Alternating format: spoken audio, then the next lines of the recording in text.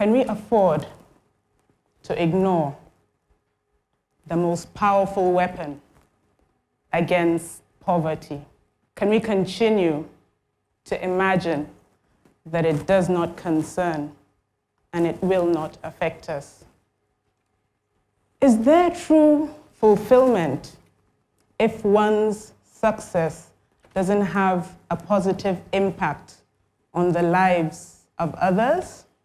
Well, my talk today is on education, and most especially improving the quality of education in public schools in developing countries. I'll start by sharing two of my favorite quotes, not because you probably haven't heard them before, but because I feel we should hear them over and over again till they begin to reflect in our actions and they become a part of us. The first is a quote by Nelson Mandela, which says, "Education is the most powerful weapon you can use to change the world." And the second is by the famous Chinese philosopher Confucius, which says, "If your plan is for a year, plant rice. If you're planning for a decade, plant trees. But if your plan is for a century, educate children." Now, why so much talk about education? Well, for one, every year, the World Bank produces a report, the World Bank Development Report, and this report features topics of global importance to development. And in 2018, for the very first time ever, the entire report was dedicated to education. It was tagged "Learning to Realize Education's Promise." I think that in itself is an indication of the importance of education in nations' development. I'll share some findings from the report, some of which we already had intuitions about, and some that shed light on new ideas and innovations which have proved successful in countries around the world.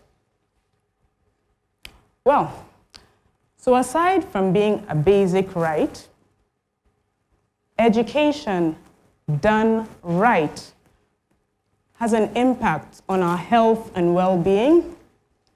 It has an impact on our economic opportunities. It in fact influences the choices that we make in our day-to-day life. Now, furthermore, focus is shifting from just schooling, but to more concerns about learning, because this report shows that the benefits accrued to education are not merely as a result of the number of years schooling, but they are linked to the skills acquired. So much so that you see countries that have higher skills tend to prosper more and develop faster than countries with average or lower skills. And even so, even children from poorer backgrounds who grow up in areas where they have access to quality education, they tend to do better than their peers. They tend to prosper more economically.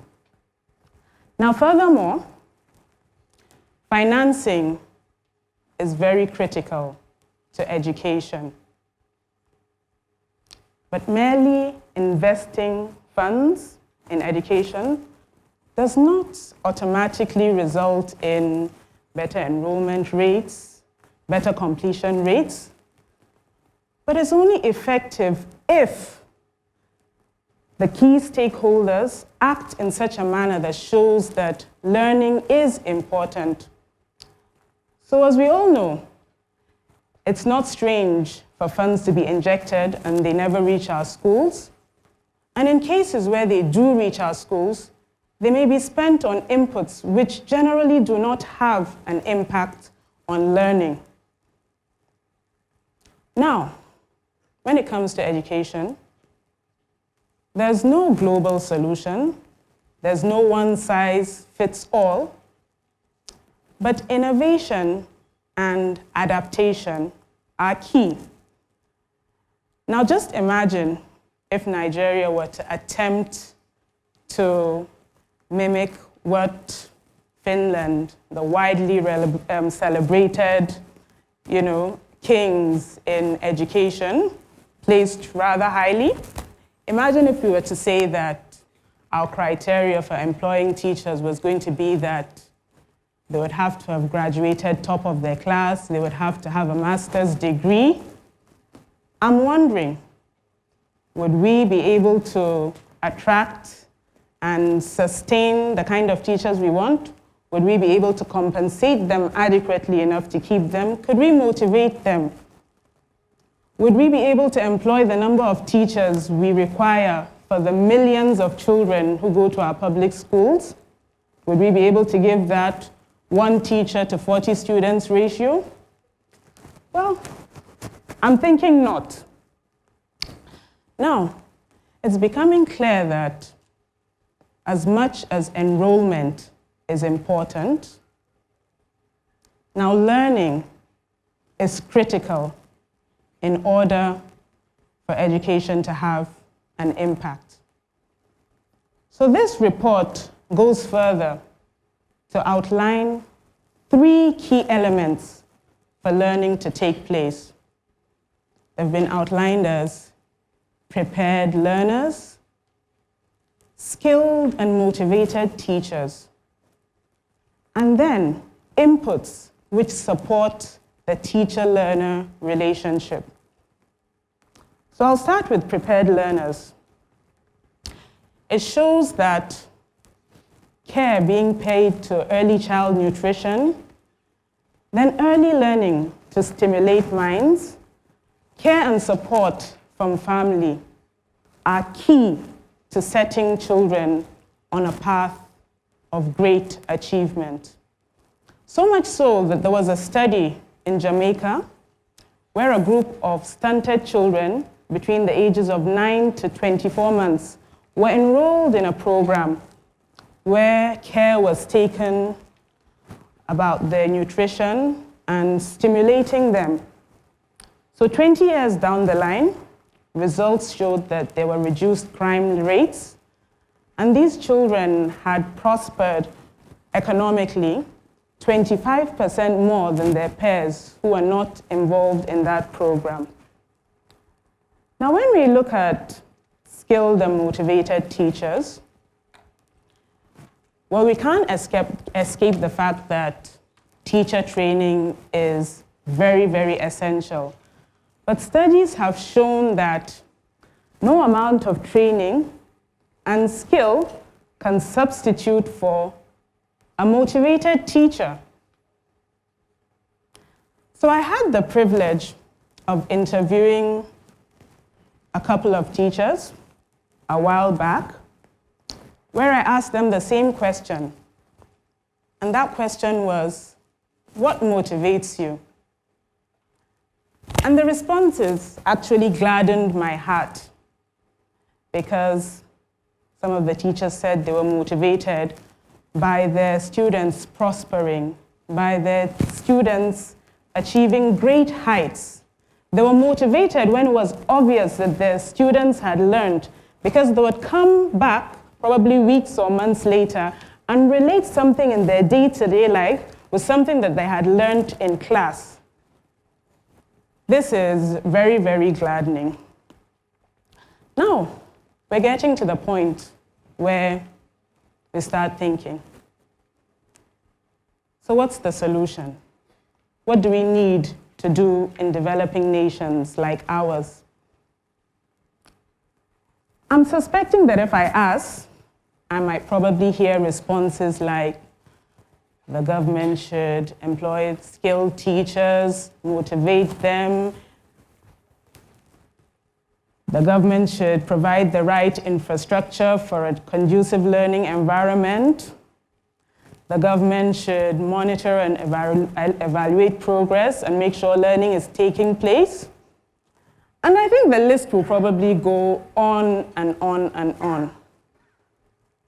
But today, I'm here to ask, what is it that you and I can do?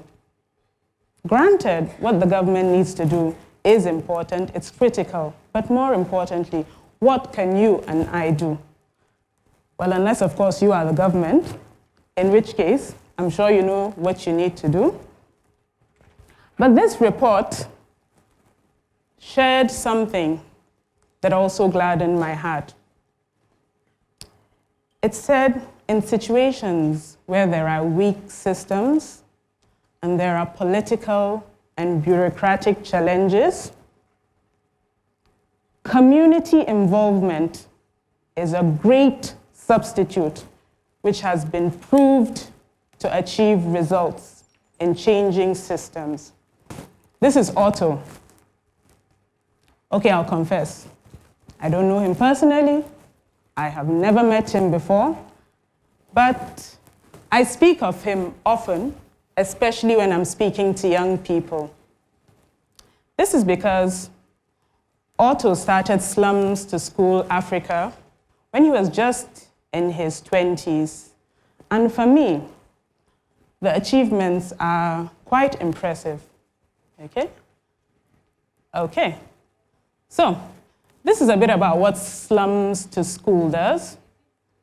So its model is that it is a volunteer-driven organization, and their focus is on empowering children from slums and remote communities with quality education,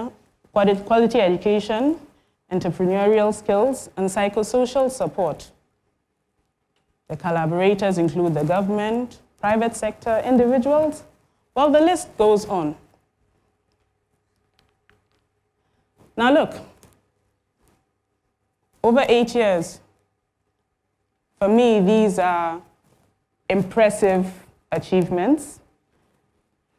They've been able to reach over 72,000 children, academic scholarships and more. They have over 10,000 volunteers. And I would like to stress that these are not paid volunteers. They've reached 43 communities. Now, imagine if we had 500 autos scattered all over Nigeria. I'll leave the rest to your imagination. I'll bring things a little closer and share with you a personal experience which gives me hope. So, sometime in 2018, I visited a friend of mine who is a teacher in one of the public schools here in Kano, and we got talking, whereby she mentioned that there were a couple of final year students who are not going to sit for their exams because they couldn't afford to pay their fees. And what that would mean was that after 6 years of secondary school, they were going to graduate without their senior secondary school leaving certificate. She also mentioned of a boy with special needs who had to crawl over the school. Sometimes in the hot sun, he would sometimes crawl to school because he didn't have a tricycle. So instantly, I went into solution-finding mode. 72 hours later, with this picture, a short story attached to it, a WhatsApp message sent to family and friends, I was able to raise close to ₦500,000 naira, which was used to pay fees for 25 students, and get this young man a new tricycle. So tell me, why shouldn't I have hope? And this is just one of many experiences. The story doesn't stop there. couple of months later, I received news that the students, 6 of them had graduated with 9 credits. Fast forward to now, 3 of them have gotten admission, 1 into BUK here, another to another university here in Kano, and 1 into a college of education. Until date, I'm still receiving funds from donors, family and friends, and we've been able to secure funds to pay for their entire first year, tuition and upkeep included. So I ask you again, why shouldn't I have hope? So, finally, I'm here before you to make my commitment for the year. I commit to reaching out to 500 parents in 10 different public schools from 10 different communities in a bid to enlighten them of the benefit of a quality education in the lives of their children and the community as a whole. I'm hoping that this is going to stimulate them to take an interest in their children's school, create a good relationship with the teachers and the school itself, which will probably motivate the teachers to try even harder. And I'm hoping that that would result in better quality education in public schools. And I choose advocacy because I believe a lot of our challenges today are as a result of us not having the right mindset. Now that is my commitment. What are you going to commit to doing? Thank you.